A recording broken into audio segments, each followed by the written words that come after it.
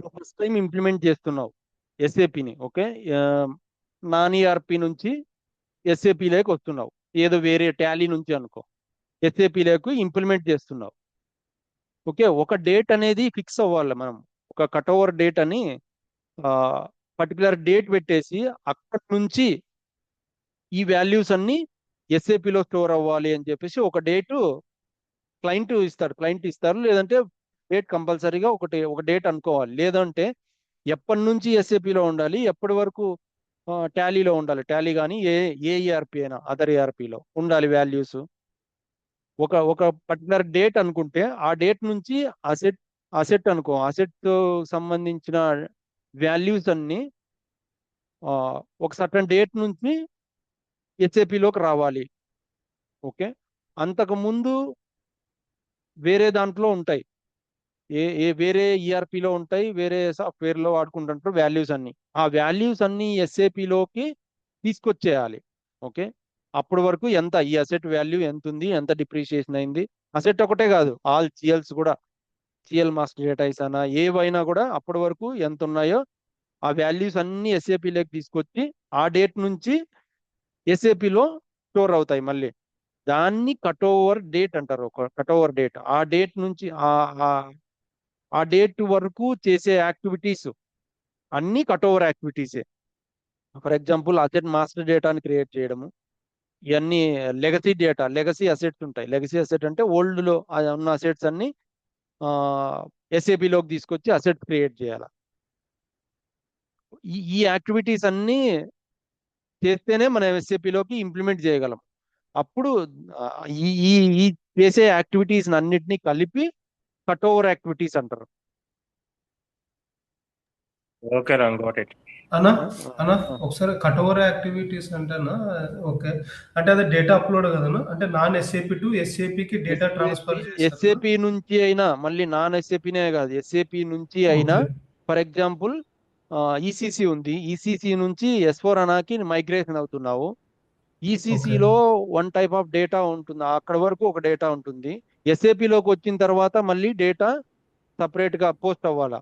Okay, ఆ ఎస్ఏపిలోకి ఎప్పటి నుంచి లైవ్ అవ్వాలో ఒక డేట్ అనుకొని ఉంటావు. ఆ డేట్ కన్నా ముందు కొన్ని యాక్టివిటీస్ అన్ని చేయాలి కంపల్సరీగా.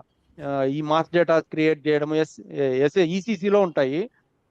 ఎస్4 అనా కన్వర్ట్ అయిన తర్వాత నీ డేటాబేస్ ఎస్4 అనాలో క్రియేట్ చేయాలి కదా సేమ్ మాస్టర్ డేటాస్.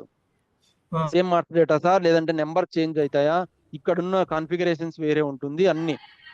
దానికోసము ఎస్ఏపి ఎస్4 అనాలోకి కన్వర్ట్ అవ్వకంటే ముందు ఈ యాక్టివిటీస్ అన్ని మాస్టర్ డేటాస్ కానీ ట్రాన్సాక్షన్ డేటాస్ కానీ అన్ని తీసుకొచ్చి, ఈ డేటా అంతా తీసుకొచ్చి ఎస్4 అనాలేకి తీసుకురావాలి.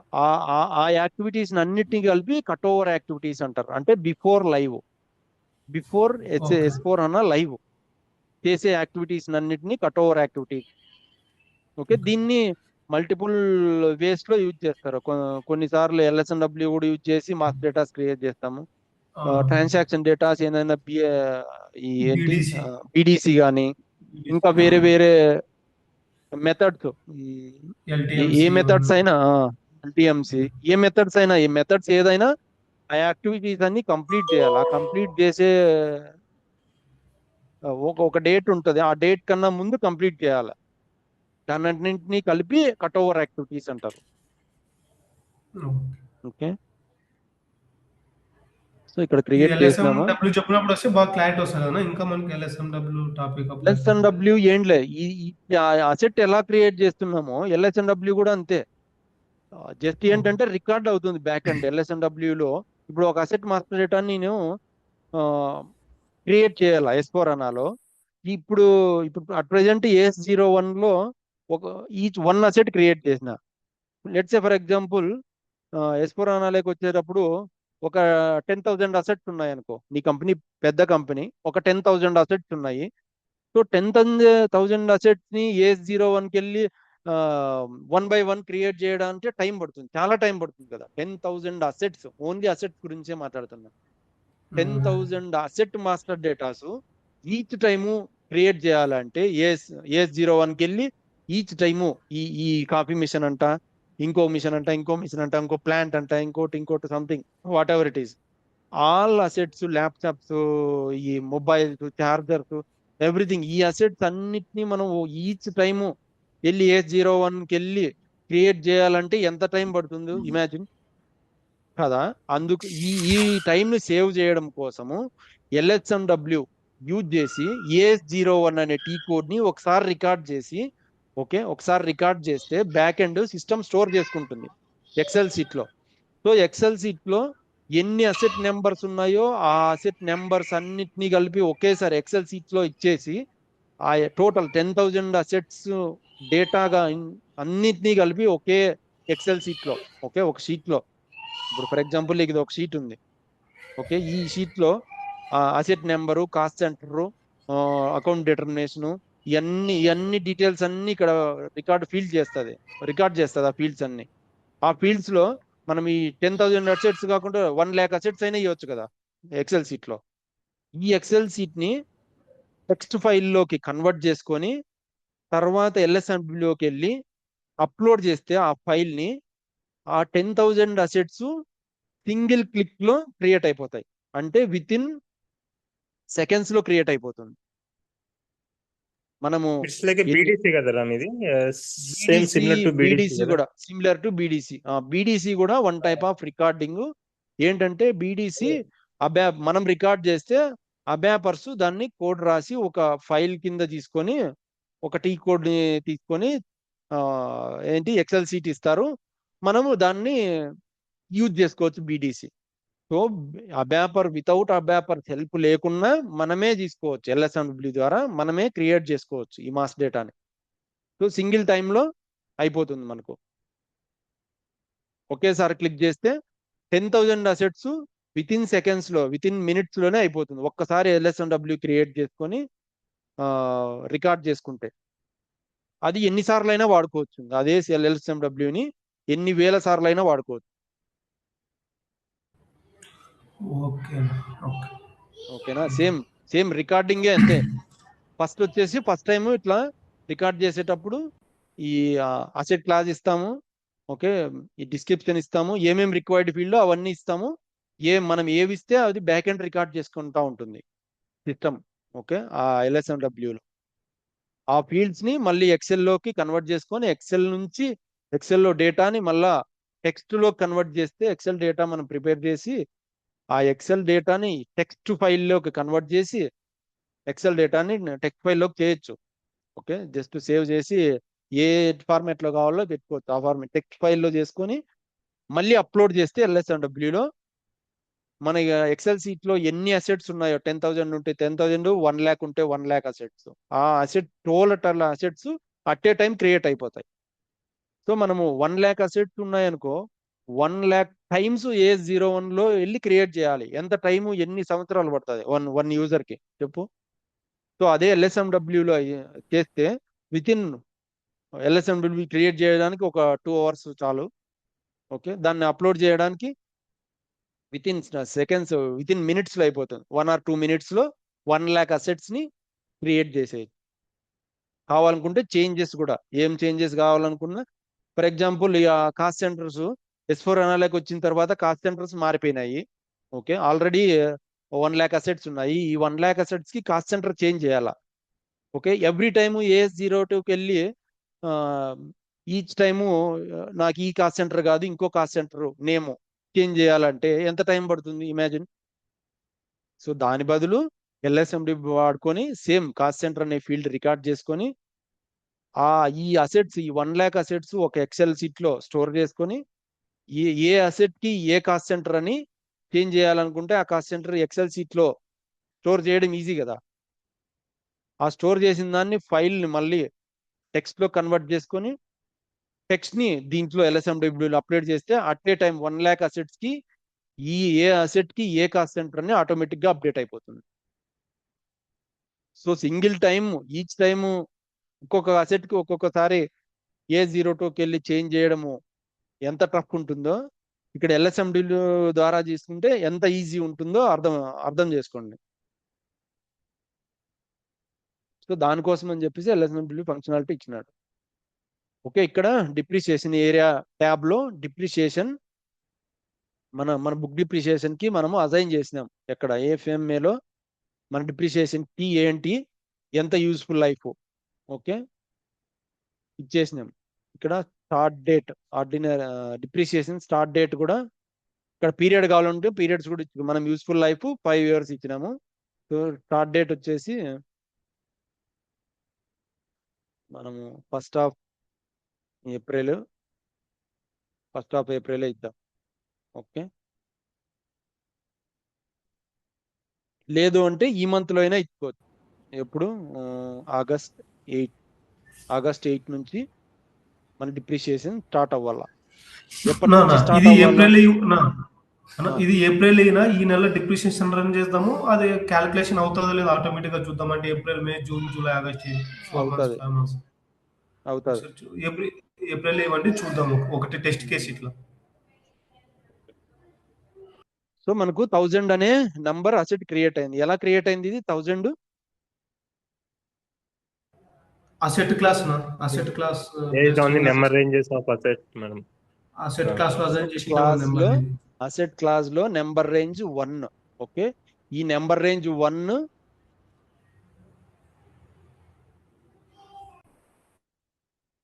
ఓకే, ఈ నెంబర్ రేంజ్ 1 ఎంత ఇచ్చినాము అంటే ఓకే, ఈ 1 కి వచ్చేసి ఎగనెస్ట్ గా 1000 నుంచి 1099 వరకు నెంబర్ రేంజ్ ఇచ్చినాం. సో ఇక్కడ ఫస్ట్ క్రియేట్ చేస్తున్నాం కాబట్టి 1000 ఆటోమేటిక్ గా వచ్చింది.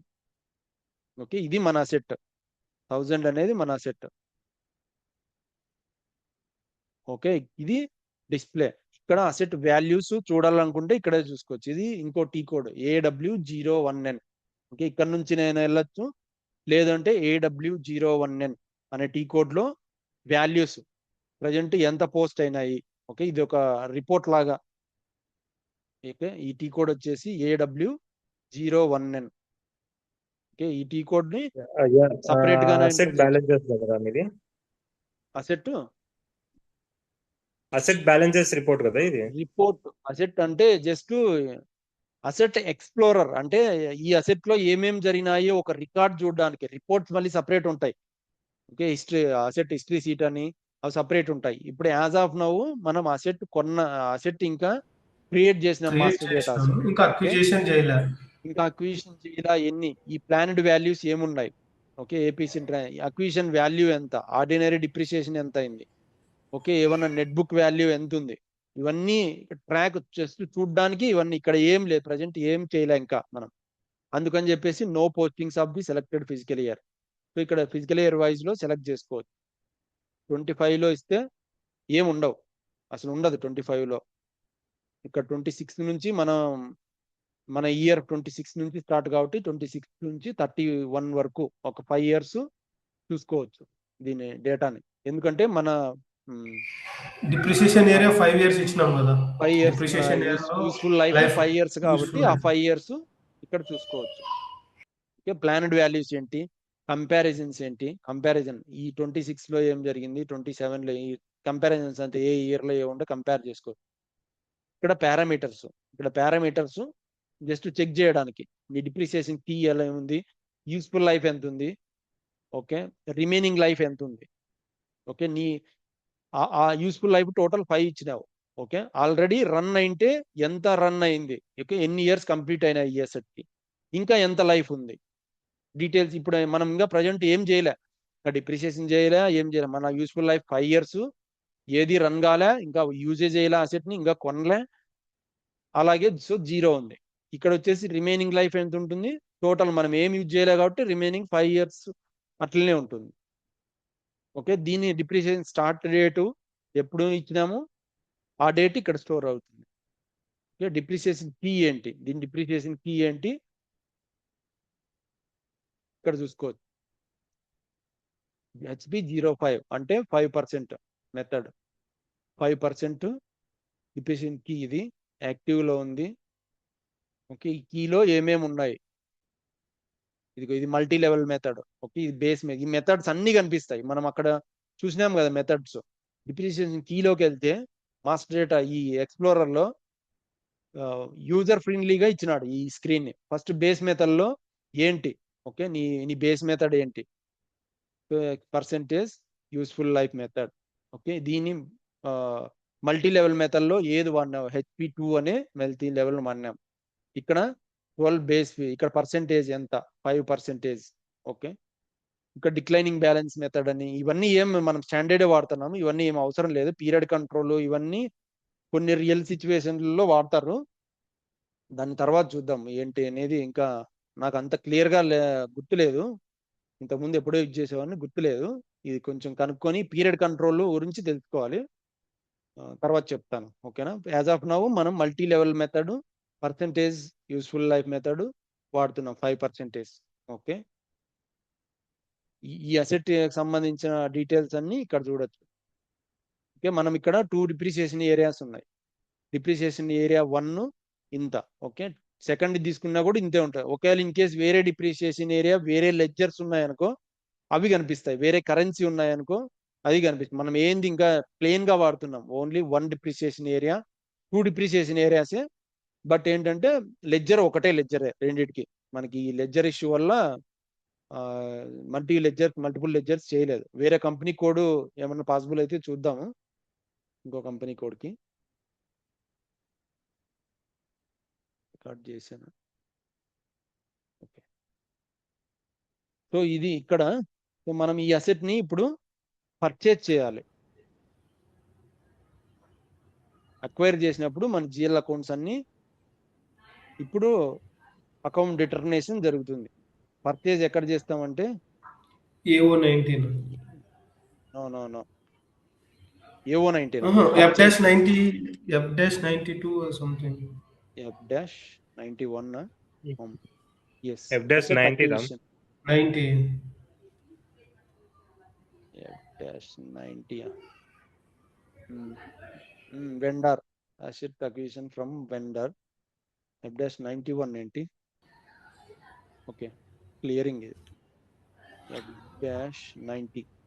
ఎస్, సో F-90 మన అసెట్, మన ఇది ఇక్కడ కస్టమర్ వెండర్ ఇవ్వండి 31 కదా పోస్టింగ్.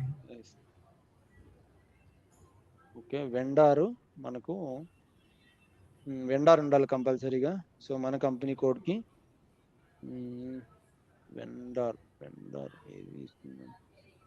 ఏది యూజ్ చేస్తాను నేను ఫ్రీక్వెంట్లీగా, పైన ఉన్నా చూడ మంది కంపెనీ కూడా హెచ్పి వెండర్ ఫస్ట్ ఏదో ఒకటి తీసుకున్నాం, పెన్ ఏమన్నా. ఓకే, ఈ వెండార్ తోటి కొనుక్కున్నాము. మన అసెట్ వాల్యూ ఎంత, పిఓతో కూడా కొనుక్కోవచ్చు. Okay, asset purchase with PO scenarios కూడా ఉంటాయి ఇక్కడ. సో మనం మాన్యువల్ గా ఒక 1 lakh మెన్షన్ స్పెండ్ చేసి కొనుక్కుంటున్నాం, అసెట్ ని అక్వైర్ చేసుకుంటున్నాం. ఇక్కడ వచ్చేసి 70 వచ్చేసి అసెట్, మన అసెట్ 1000. ఇక్కడ ట్రాన్సాక్షన్ టైప్, దీనికి స్పెషల్ గా మామూలు నార్మల్ అట్లా, ఇది ట్రాన్సాక్షన్ టైప్ ఏంటి. Okay, external acquisition 100 external acquisition. Technical clearing is not maintained. So technical clearing account ఒకటి మెయింటైన్ చేయాలి దీనికి. ఈ S/4HANAలో ఇది ఒకటి ఇంపార్టెంట్, టెక్నికల్ క్లియరింగ్ అకౌంట్. ఇదిగో ఇక్కడ అసైన్ జిఎల్ అకౌంట్స్ లో technical clearing account for, so ఇది ఎర్రర్ వస్తుంది. సో ఈ టెక్నికల్ క్లియరింగ్ అకౌంట్ మనము ఒకటి మెన్షన్ చేయాలి. కంపెనీ కోడ్కి ఆల్రెడీ కొంతమంది మెన్షన్ చేసినారు.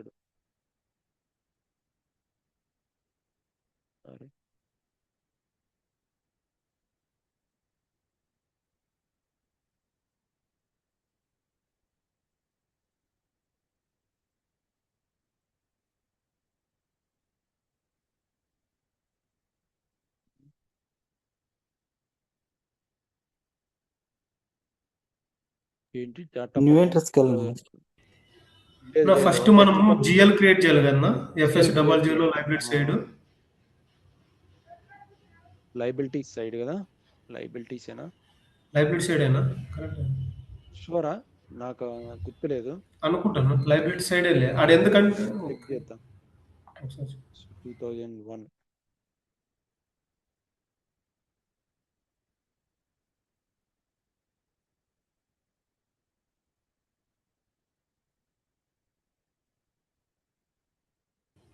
అంటే ఇది సేమ్ లైక్ జిఆర్ఐఆర్ అన్నారు కదన్న మీరు ముందు. సో జిఆర్ఐఆర్ అకౌంట్ కూడా మనం లైబిలిటీలోనే కదా క్రియేట్ చేసేది మేబీ అనుకుంటా.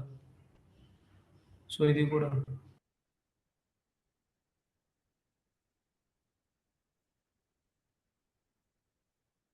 యా లయబిలిటీనే correct. So liability account create చేయాలి మనం. HPIN. సో ఇక్కడ దీన్నే ఒక లయబిలిటీ టెక్నికల్ క్లియరింగ్ అకౌంట్ చేద్దాము. ఇది ఆల్రెడీ ఉంది.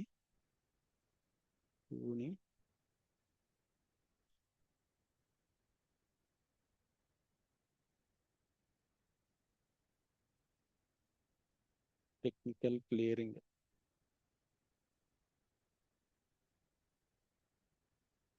ఓకే.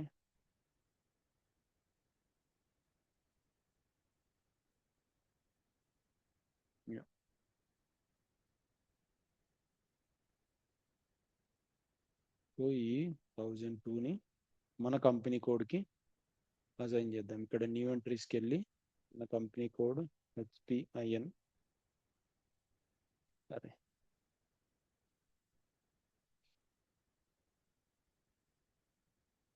ఓకే. రన్.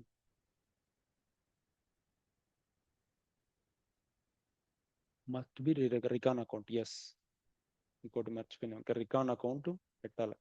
ఇది రికాన్ అకౌంట్గా క్రియేట్ చేయాలి. Assets, recon accounts, assets. So ఇది పోస్ట్ ఆటోమేటికల్లీ అవసరం లేదు. ఓకే.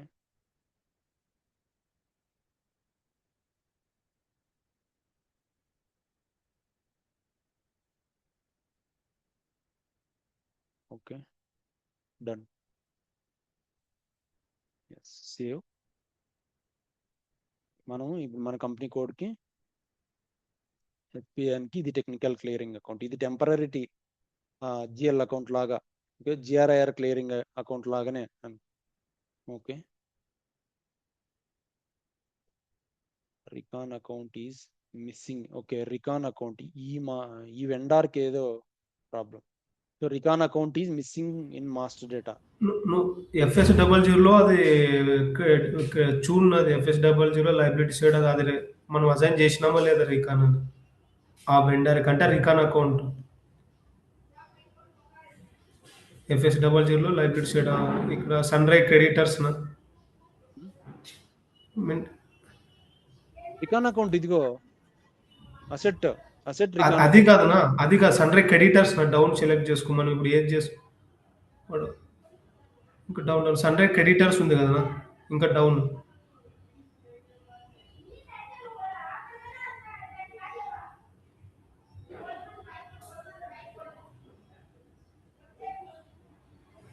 టెక్నికల్ సన్ క్రెడిటార్స్ ఎందుకు అక్కడ ఒకసారి సన్ రైజ్ క్రెడిటర్స్ అడుగుతుంది. ఇక్కడ మాస్టర్ డేటా అంటే ఏంటి? వెండార్ మాస్టర్ డేటా ఏమన్నా ఉందేమో. వెండార్ అదే మరి ఈ సన్ రైజ్ క్రెడిటర్స్ ఇదిగో ఇది ఉందిగా జిఎల్ అకౌంట్ వచ్చింది. కొంచెం మళ్ళీ ఫస్ట్ నుంచి వెళ్దాం. -90.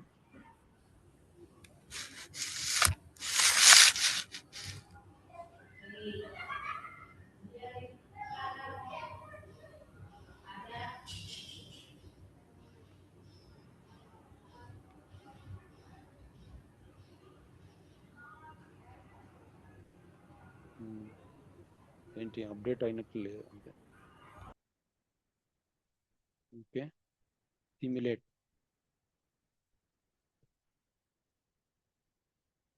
చేస్తే మనకు accounting entry asset account debit to vendor account. Okay, ఇది పోస్ట్ చేసినప్పుడు మేబీ ఇది జిఎల్ అకౌంట్ రాలేదు అంటే అకౌంట్ డిటర్మినేషన్ ఎర్రర్ ఏదో ఉంది. యాక్చువల్గా టెక్నికల్ క్లియరింగ్ అకౌంట్ పడాలన్నా ఇక్కడ టెక్నికల్ క్లియరింగ్ అకౌంట్ కూడా వస్తుంది. పోస్ట్ అయింది. డిస్ప్లే ఇక్కడ general ledger view, indicators, asset account, clearing account ఇక్కడ వచ్చింది చిన్న యాడా 100002. అది అసెట్ కదా. రైట్, ఇదే క్లియరింగ్ అకౌంట్. లెడ్జర్ వ్యూలో వచ్చింది చూడడా, అసెట్ కి ఆటోమేటిక్ బ్యాక్ ఎండ్ లో అదైనా అయింది అది. మనం ఏంటి అసెట్ కి మన కంపెనీ కోడ్ కి అగెనెస్ట్ గా మెయింటైన్ చేసినాము. సో ఈ కంపెనీ కోడ్ జిఎల్ కి లెడ్జర్ వ్యూ లో ఇది వస్తుంది. యాక్చువల్ గా ఇది మన ఎంట్రీ వ్యూ లో చూసుకుంటే 70 అనే అసెట్ కి ఇది అసెట్. ఓకే, ఈ అసెట్ కి అగెనెస్ట్ గా ఇది వచ్చింది 1002.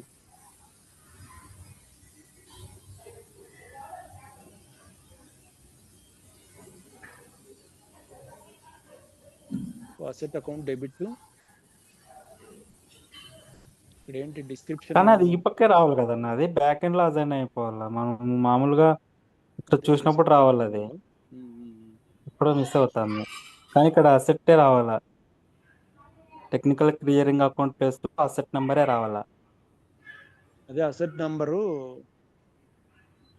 మేబీ మన అకౌంట్ డిటర్మినేషన్ లో ఏమన్నా రాంగ్ ఉంటది. అకౌంట్ డిటర్మినేషన్ చేసుకోలేదో ఏమో,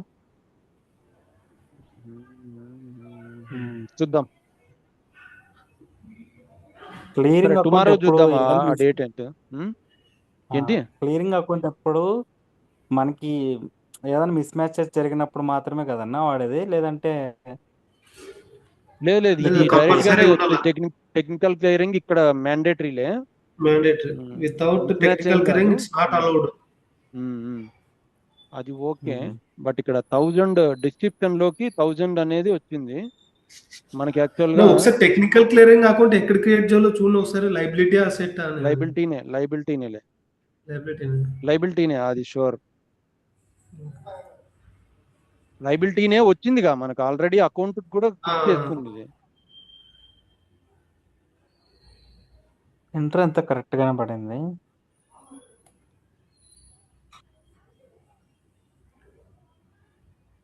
ఏమన్నా డిస్క్రిప్షన్ ఆడ ఇది చేసినారేమన్నా, డిస్క్రిప్షన్ ఏమన్నా మనం ఒకసారి చూడండి. జీరోలో డిస్క్రిప్షన్ ఏమన్నా మనం రాంగ్ ఏమి ఇయలేదా ఎట్లా, మన డిస్క్రిప్షన్ ఇదే ఇచ్చినట్లు ఒకసారి చూడ. క్లియరింగ్ అకౌంట్ ఆడ FS00 డిస్క్రిప్షన్ ఇవ్వలేదేమో. టెక్నికల్ క్లియరింగ్ అకౌంట్ ఇచ్చిన, ఇదిగో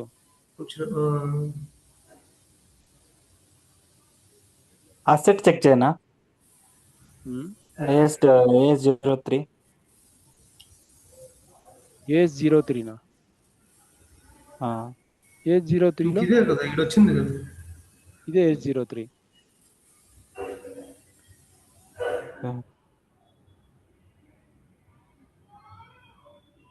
ఎక్కడో డిస్క్రిప్షన్ మిస్ అయింది అంతే. అది అవునవును, కొంచెం రాంగ్ ఉంది. చూద్దాం. AS03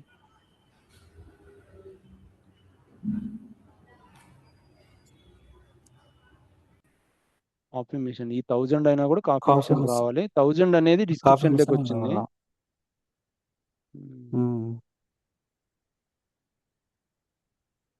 సరే, చెక్ చేద్దాం. లేదు ఏంటో టుమారో చెక్ చేద్దాం అని చెప్పనుంది. ఓకేనా? సరే, అంతలో మీరు ఏమైనా కుదిరితే చూడండి ఎట్లా మిస్ అయిందో.